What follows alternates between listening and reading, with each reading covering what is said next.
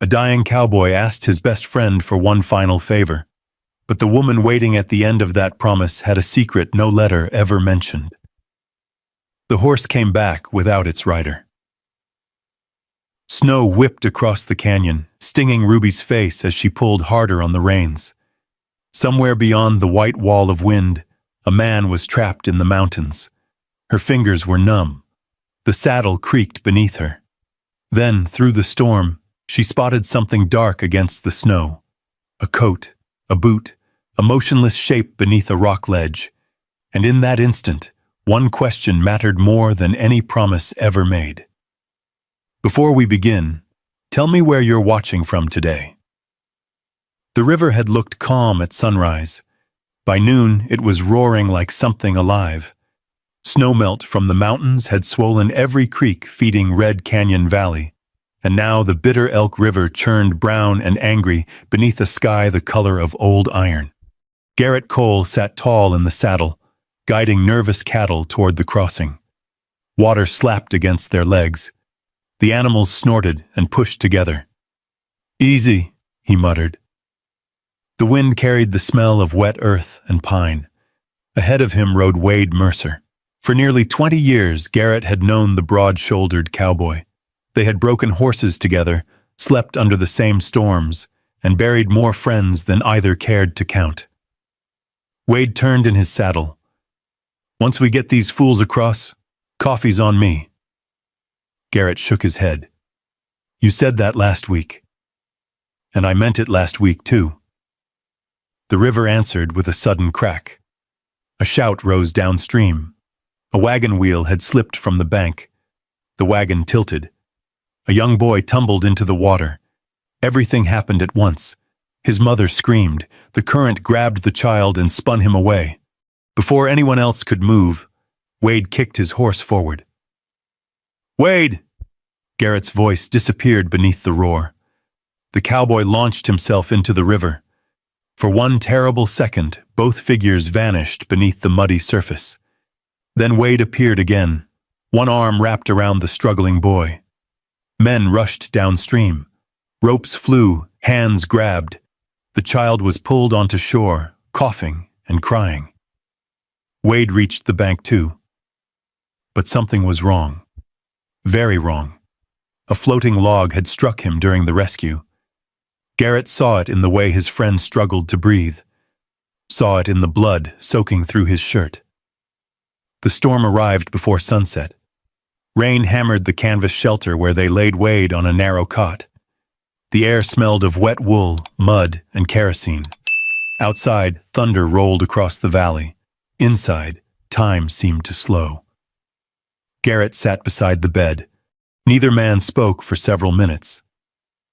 Rain drummed overhead. Finally, Wade reached beneath his blanket.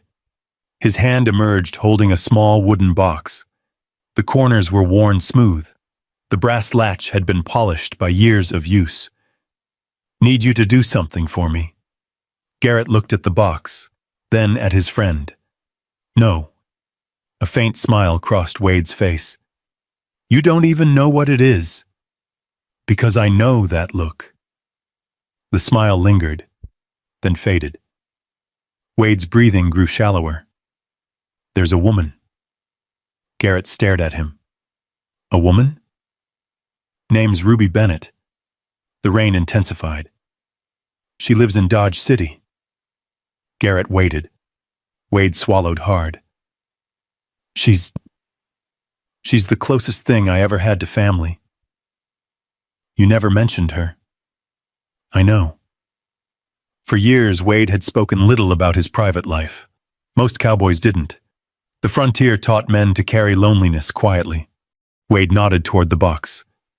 "Letters." Garrett opened it. Dozens of envelopes sat inside, tied neatly with faded ribbon. Years of correspondence. Years of conversations. Years of hope. "She agreed to marry me," Wade whispered. Garrett blinked. "You got engaged?" A tiny nod. "Through letters." Thunder shook the shelter. "I was going to meet her this fall." His eyes closed briefly. but I ain't making it to fall." Garrett looked away. The rain hid many sounds. It could not hide the truth. Wade's voice weakened. "She's alone, Garrett." Silence stretched. "She thinks somebody's finally coming for her." Another breath. Another struggle. "Don't let her think I abandoned her." Garrett's jaw tightened. Outside, lightning flashed. Inside, the wooden box sat heavy in his lap.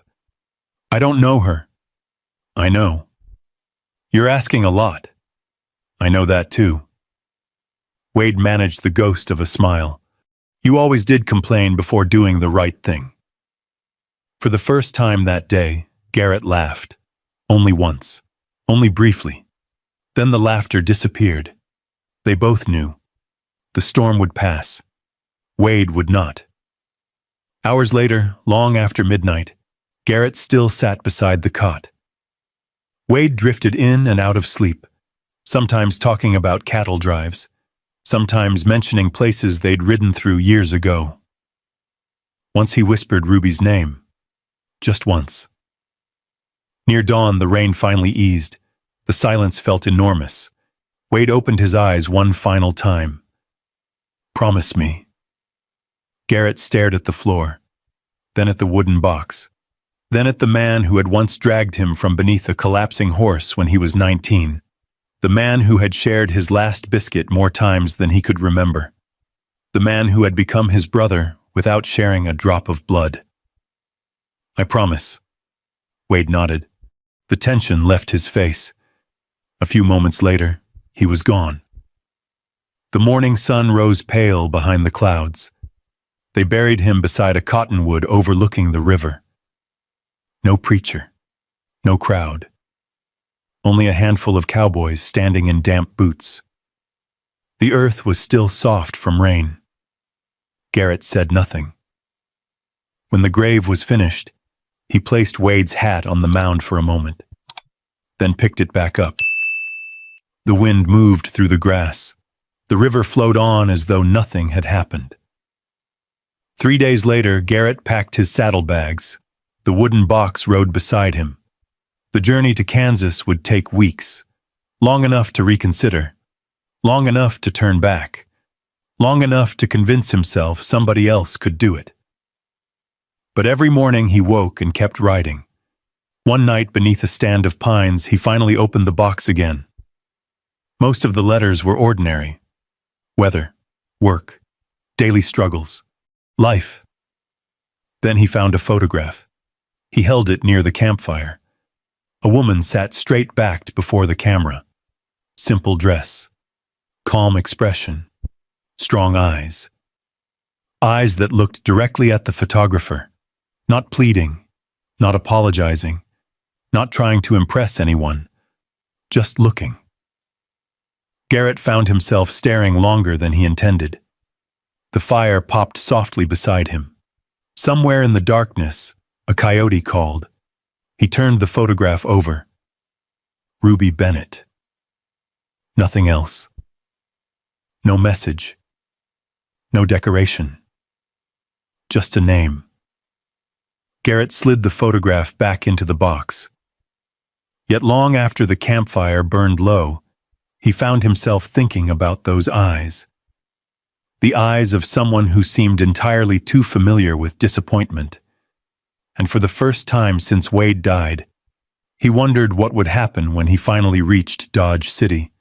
Because one thing was already clear. No letter, no promise, no story from Wade could possibly prepare him for the woman waiting at the end of that road. Dodge City appeared beneath a haze of summer dust 3 weeks later. Garrett rode down Front Street slowly, passing wagons, hitching rails, and storefronts with faded signs swinging in the breeze. The smell of horse sweat mixed with fresh bread drifting from somewhere nearby. He stopped outside a bakery called Bennett & Sons Bakery. The name was misleading. There were no sons, and judging by the woman carrying flour sacks through the rear door, there was barely a Bennett left. Garrett tied his horse and watched for a moment. Ruby Bennett moved with the efficiency of someone who had no time to waste. Her sleeves were rolled above her wrists. A white apron covered a faded blue dress. A strand of dark hair had escaped her bonnet and stuck to her cheek from the heat. She carried a 50-pound sack of flour across the yard without asking for help. The shop owner stood near the doorway counting coins. He barely looked up. "Careful with that," he called. "Wouldn't want to lose any product." Ruby said nothing. She simply kept walking. Something about that bothered Garrett more than he expected. Inside, the bakery was crowded. Fresh biscuits cooled on wire racks. Coffee simmered in a metal pot near the stove. A customer complained loudly about an order. Another demanded change from $1. Ruby handled everything calmly, never raising her voice, never rushing, never apologizing for taking up space. Near closing time, Garrett finally stepped forward. "Miss Bennett?" She looked up. For a second, neither spoke. The eyes from the photograph were exactly the same. Steady, observant. The kind of eyes that measured a man before trusting him. "Yes? My name is Garrett Cole." Nothing changed in her expression. "I knew Wade Mercer." The silence that followed seemed to absorb every sound in the room. Ruby slowly set down the tray she was carrying. The customer service the counter quietly backed away.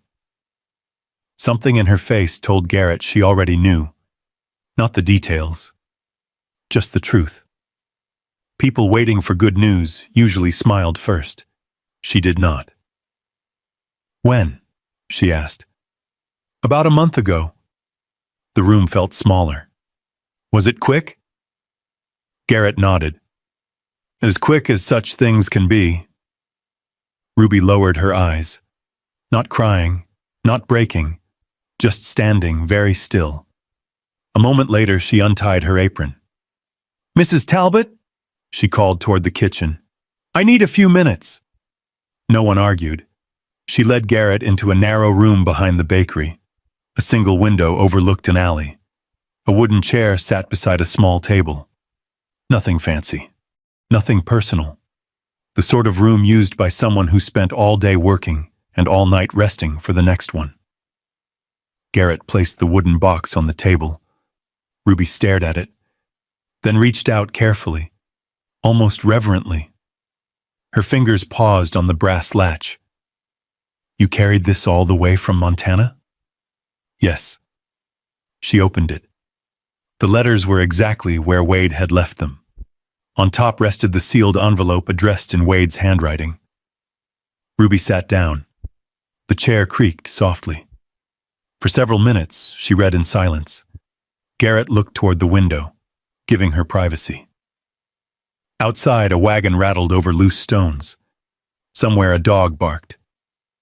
Eventually, she folded the letter, placed it back in the box, and sat quietly.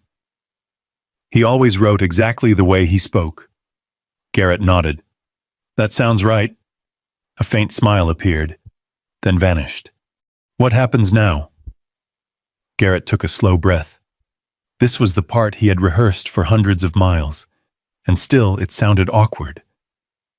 "He asked me to come." Ruby looked at him. "He asked me to keep a promise." Her eyes narrowed slightly. "What kind of promise?" Garrett met her gaze. "He wanted me to marry you." The silence afterward felt almost physical. Ruby stared at him, then laughed once, not because anything was funny, because the alternative was something else entirely. "A replacement?" "No. That's what it sounds like. It wasn't meant that way. But it is that way." She stood, walked toward the window, folded her arms. The afternoon sunlight outlined her profile. "I spent 2 years writing letters to a man I never met." Her voice remained calm. "Now you're telling me he died and sent someone else instead." Garrett didn't answer. There was no good answer. Ruby turned. The hurt was there now. Not loud, not dramatic, just honest. "I'd rather sleep in a barn than marry a man who feels sorry for me." The words landed exactly as Wade had warned they might. Garrett nodded once. Fair enough. That seemed to surprise her. No argument? You earned the right to decide your own future. Ruby blinked. Garrett continued. I have a ranch house. Not interested. You'd have your own room. Silence. You'd have paid work. Another silence. You could leave whenever you wanted. Her expression changed slightly. Only slightly. I wouldn't owe you anything? No. You wouldn't expect gratitude? No. Or affection? No. Garrett leaned back in his chair. I made a promise, that's all. Ruby studied him, looking for something. A trap. A lie. An expectation hidden beneath the words. She didn't seem to find one. I need time. You should take it. 3 days later, she met him at the train depot. A single trunk sat beside her, along with a small leather case and the wooden box. The train whistle echoed across the platform. Garrett helped load her luggage. Neither spoke much. The Kansas wind carried dust across the tracks. As the train finally began moving west, Ruby sat beside the window.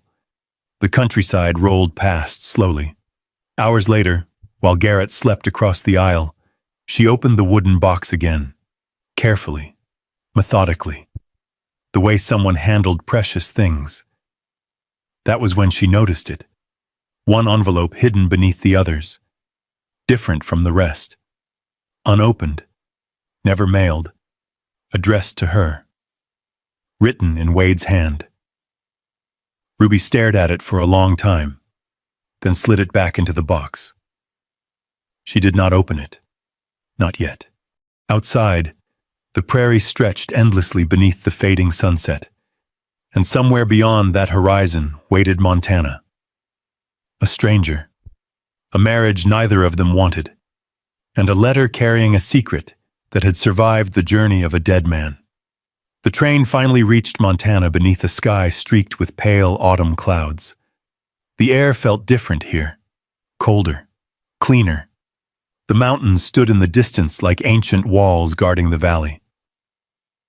Ruby stepped down from the train car and adjusted her gloves. Garrett was already unloading her trunk. Neither mentioned the unopened letter. Neither mentioned the future. The wagon ride to Red Canyon Valley lasted most of the afternoon. Dust rose behind the wheels. Golden grass rippled across the plains. A herd of cattle moved slowly along a distant ridge. Ruby watched everything in silence. Garrett respected the silence. By sunset, the valley appeared. A scattering of ranch buildings sat beneath towering red cliffs. Smoke drifted from chimneys. The main ranch house stood on a slight rise overlooking the pasture. "This is home," Garrett said. Ruby studied it. Not large, not fancy, just sturdy. The kind of place built by hard years and practical hands. 3 days later, they stood inside a small church near town. The ceremony lasted less than 10 minutes. A preacher with silver hair read from a worn Bible. 2 ranch hands served as witnesses. No flowers decorated the room. No music played. No wedding guests filled the pews. When the vows ended, neither moved. The preacher cleared his throat, then smiled softly. "Well," he said, "I suppose that's that." Ruby signed the marriage ledger. Garrett signed beneath her name. The paper crackled beneath the pen. A marriage had been created, but neither knew what to call it. Outside, the wind rattled the church door. They climbed into the wagon and headed home. No celebration followed. No wedding supper. Only the long road back to the ranch. Garrett carried her trunk inside. "The larger bedroom is yours." Ruby glanced toward the hallway. "And yours?" "The smaller one." "You don't have to do that." "I know." That was the end of the discussion. The first week settled into a careful rhythm. Garrett left before sunrise, Coffee brewed on the stove every morning. His boots crossed the porch before dawn. By the time he returned each evening, dust covered his jeans and jacket. Ruby spent her days learning the ranch. She baked bread, mended shirts, organized the pantry. Eventually, she found herself helping with paperwork stacked in a corner cabinet. Old receipts, feed invoices, supply records. Numbers had always made sense to her. People were harder. One evening, Garrett came home to find several ledgers spread across the dining table. Ruby looked up. "Do you know you're paying 2 different suppliers for the same feed shipment?" Garrett stopped removing his gloves. "What?" She turned one ledger toward him. "These invoices are duplicates." He stared, then looked again, then a third time. "I never noticed. I can tell." The corner of his mouth moved slightly.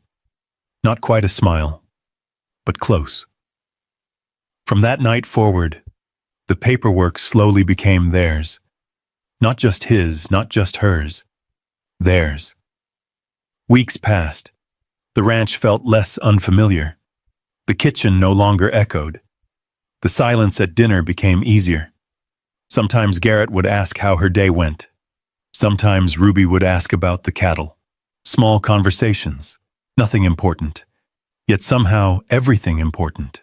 Meanwhile, town gossip traveled faster than any horse.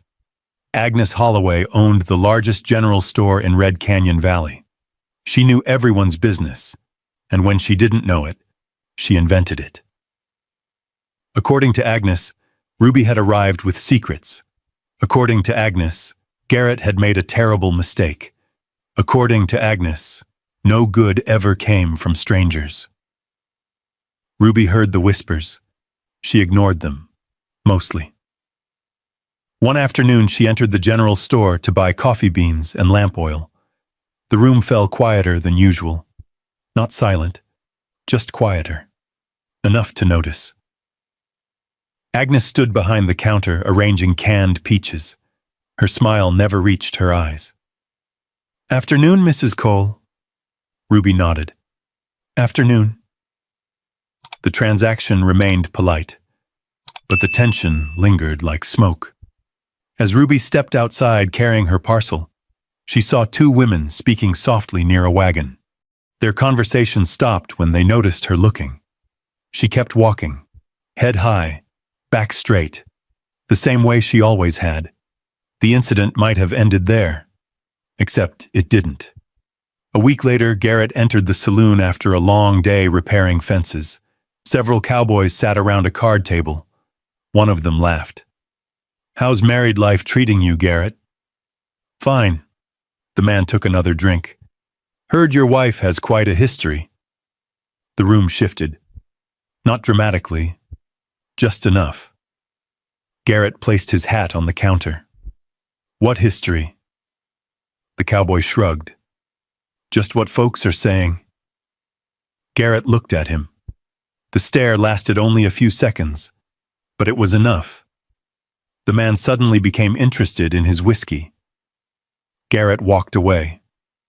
He said nothing, but he remembered. And over the next few weeks he heard more. Little comments, half-finished rumors, questions nobody asked directly. Ruby noticed changes too. The way conversations paused when she entered a room. The way certain people smiled without warmth. The way Agnes Holloway always seemed to know exactly where she had been. One cold afternoon near the end of October, Ruby sat alone on the porch, peeling apples for pies. Garrett returned early from work. He stopped beside the railing. Neither spoke immediately. The valley stretched before them in golden evening light. Finally, Garrett nodded toward the apples. "You make enough pie, you'll feed the whole territory." Ruby almost smiled. Somebody around here needs feeding. For a brief moment, they looked at each other. Not husband and wife, not strangers. Something in between. Something neither knew how to name yet. Then Garrett looked away first. The wind shifted across the valley, carrying distant cattle sounds from the pasture below. And somewhere beyond those hills, winter was already coming. By the first week of November, frost covered the ranch every morning. Thin sheets of ice formed along the water troughs. The grass turned brittle beneath boots. The cattle grew restless. Old-timers in Red Canyon Valley watched the sky more often than usual. The signs were there. A hard winter was coming. Garrett spent long evenings studying maps spread across the kitchen table. Ruby often sat across from him with account books open beside a lantern. The yellow light softened the room. Outside, the wind scratched against the windows. Inside, neither seemed eager to end the quiet. One night, Garrett pointed toward a route drawn in pencil. "We may have to move the herd south earlier this year." Ruby looked up. "You think it'll be that bad?" He folded the map carefully. "My father used to say the mountains always warn you first." "And what are they saying now?" Garrett glanced toward the dark window.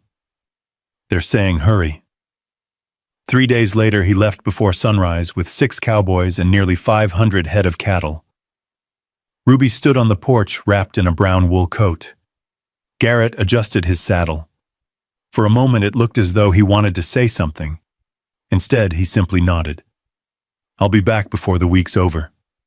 Ruby returned the nod. "Safe trip." Then they rode away.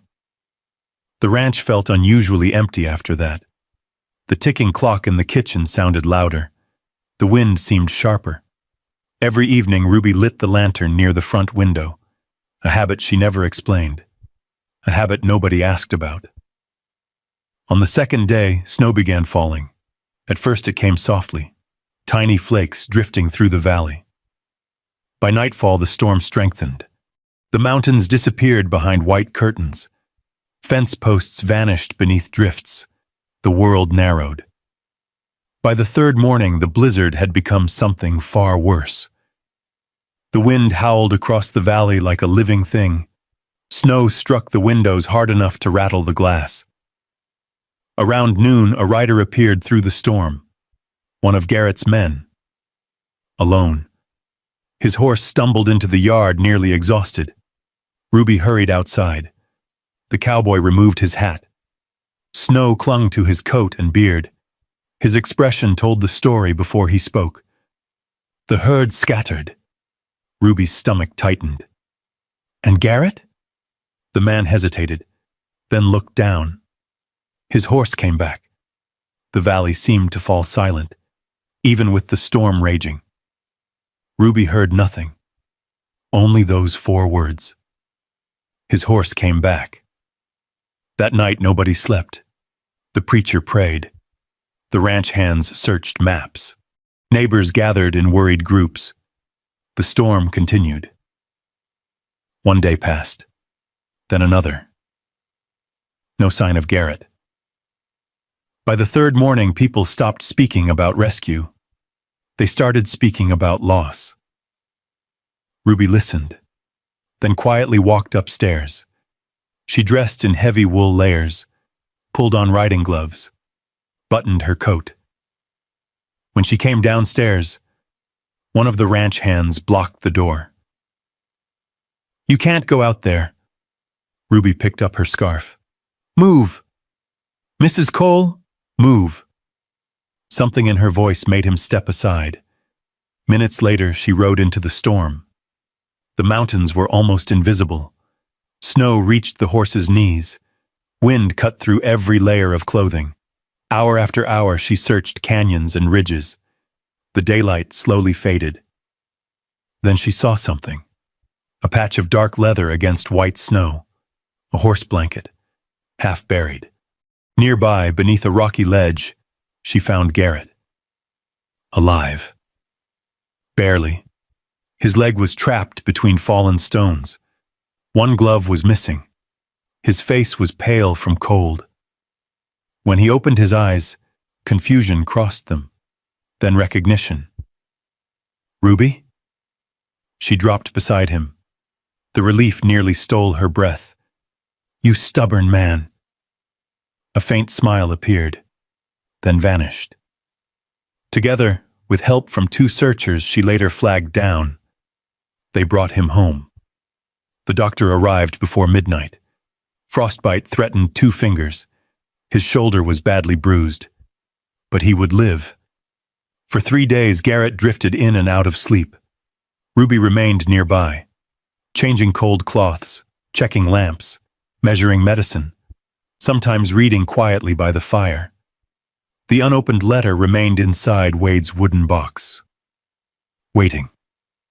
On the 4th evening, snow tapped gently against the window. The storm had finally passed. Ruby sat alone beside the fireplace. The letter rested in her hands. Its seal had yellowed with age. For a long time she stared at it. Then she opened it. The paper crackled softly. Wade's familiar handwriting filled the page. As she read, her expression changed. Line by line, paragraph by paragraph. Years earlier, Wade had investigated the accusation that ruined her reputation. He had spoken to former workers, collected statements, tracked records. The man accused of theft had manipulated company books himself. Ruby had never stolen anything. She had been blamed for someone else's crime. Every name, every witness, every piece of evidence. Wade had gathered it all and left it behind. Tears blurred the page, not from sadness, not entirely, from finally seeing proof that someone had believed her all along. Upstairs, a floorboard creaked. Garrett was awake. Later that night, she entered his room carrying a fresh cup of coffee. The lamp beside the bed cast warm light across the walls. Garrett looked weaker than usual, but alive, very much alive. Ruby set the cup down carefully. Neither spoke at first. The silence felt different now, softer. Garrett studied her face, then quietly asked, "Would it have mattered if I never came back?" The question hung between them. Simple, honest, terrifying. Ruby lowered her eyes. She tried to answer. Nothing came. The room blurred. A tear slipped free. Then another. The first tears she had shed since Wade's death. Since Kansas, since before that, Garrett watched silently. No smile. No victory. Only understanding. And for the first time since this strange marriage had begun, neither of them looked away. The room stayed quiet. The lamp flickered softly beside the bed. Snow brushed against the window like fingertips. Garrett finally reached for her hand. Not quickly. Not dramatically. Just enough. Ruby let him. For a long moment, neither spoke. There was nothing left to explain. The answer had already been given. Not with words. With 3 sleepless days. With a ride into a blizzard. With tears she had spent years refusing to shed. Garrett squeezed her hand once, then released it. The next morning, sunlight reflected across fresh snow and filled the valley with blinding silver light. Life moved forward, as it always did.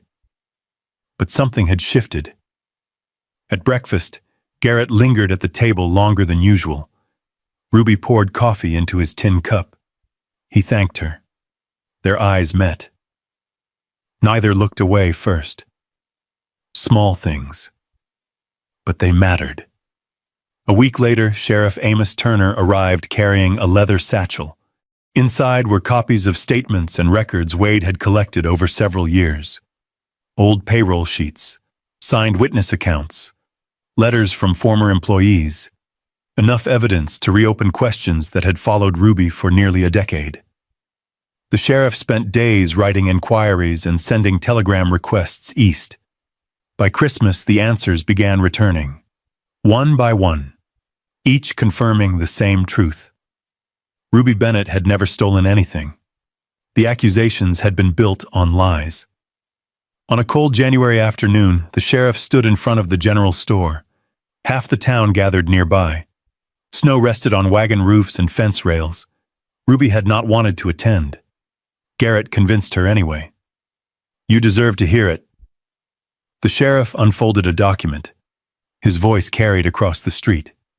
He explained the findings, the records, the witnesses, the false reports. When he finished, nobody spoke for several seconds. The silence felt heavier than any speech. Across the crowd stood Agnes Holloway, the woman who had spent months feeding rumors through town. Her face tightened as neighbors slowly turned away from her. Not angry, just disappointed. The gossip she had helped spread no longer had a place to stand. Ruby listened quietly, then looked down at her gloves. For years, she had imagined this moment, thought it would change everything. Instead, she felt strangely calm. The past no longer owned her. That was enough. As the crowd dispersed, Garrett stepped beside her. "You all right?" Ruby nodded. "I thought I'd feel different." "And?" She glanced toward the mountains. "I think I already got what mattered." Garrett understood. A week later, he asked her to ride with him. They left the ranch after lunch. The sky was clear, the air sharp. Their horses climbed a narrow trail above Red Canyon Valley. Below them stretched endless grasslands dusted with snow. Smoke curled from distant chimneys. The river wound through the valley like silver ribbon. Eventually, Garrett stopped near the top of a ridge. The same ridge Wade had once shown him years earlier. Neither dismounted immediately. The wind moved gently through the dry grass. Ruby looked across the valley. "It's beautiful up here." "It is." Garrett climbed down first, then helped her from the saddle. For several moments they simply stood side by side, looking out, listening. The world felt very large and very quiet. Finally, Garrett spoke. "I kept Wade's promise." Ruby turned toward him. His voice was steady, soft, honest. "Somewhere along the way," he paused. The faintest smile appeared. "You became mine." Ruby stared at him, then laughed through sudden tears. Not because the words were perfect, because they were Garrett's. Simple. Unpolished. Completely true. She stepped closer. "Good." His brow lifted. "Good?" "Because somewhere along the way." Her smile grew. "You became mine too." Garrett laughed. The sound disappeared into the open valley. Then he pulled her into his arms. No audience, no preacher, no witnesses, just two people who had spent months pretending they were building a life out of duty, when it had really become something else, something neither expected. Spring arrived slowly. Snow melted from the hillsides. Wildflowers returned. Ruby's baking became known throughout the valley. Travelers stopped at the ranch asking for pies they had heard about from neighbors. Before long, she converted an unused storage building into a small bakery. The smell of fresh bread drifted across the property every morning. Widows and struggling women found work there. Ruby hired them quietly, never making speeches, simply opening the door. The ranch prospered as well. Garrett no longer returned to an empty table, no longer spent evenings staring into a fire alone. The house felt lived in, warm, real. One evening, nearly a year after the blizzard, the sun sank behind red mountains. Golden light spilled across the valley. Ruby and Garrett sat together on the porch. Between them rested 2 cups of coffee. Near the front door stood Wade's wooden box, still preserved, still respected, but no longer carrying the weight of obligation. Only gratitude. The wind moved through the grass. A horse shifted somewhere near the barn. Far off, cattle bells echoed softly. Garrett leaned back in his chair. Ruby rested her hand over his. Neither felt the need to fill the silence. For the first time in many years, Neither of them was fighting the world alone. And in a place where both had once expected only survival, they had somehow found a home. Not because of a promise, not because of pity, not because of circumstance, but because two wounded hearts had slowly learned to trust the person sitting beside them. The mountains darkened, the stars appeared one by one, and as night settled over Red Canyon Valley, the life neither of them had expected became the life they would never trade for anything. Sometimes I wonder what I would have done in Ruby's place. What if the world had spent years telling me who I was? What if every door seemed half closed before I ever reached it? Would I still have found the courage to trust someone again? And what about Garrett? Would I have kept a promise that wasn't really mine? Would I have opened my heart after spending so many years convinced that survival was enough? Maybe that's why this story stays with me. Because beneath the ranch, the storms, and the mountains, it reminds us of something simple. The people who change our lives rarely arrive the way we expect. Sometimes they come disguised as responsibility. Sometimes they arrive carrying old wounds of their own. And sometimes healing begins so quietly that we almost miss it. A shared table, a long silence, a hand that stays when it could walk away. Wade's promise brought two lonely people to the same doorstep. But it was trust, patience, and everyday kindness that built the life that followed. If you've ever been given a second chance, or if someone's quiet loyalty helped you through a difficult season, I'd love to know where you're watching from and what part of this story stayed with you most. And if stories like this make the world feel a little warmer at the end of the day, I hope you'll join me again. There are still many more tales waiting beyond the next trail. Stories of courage, mystery, healing, and unexpected love.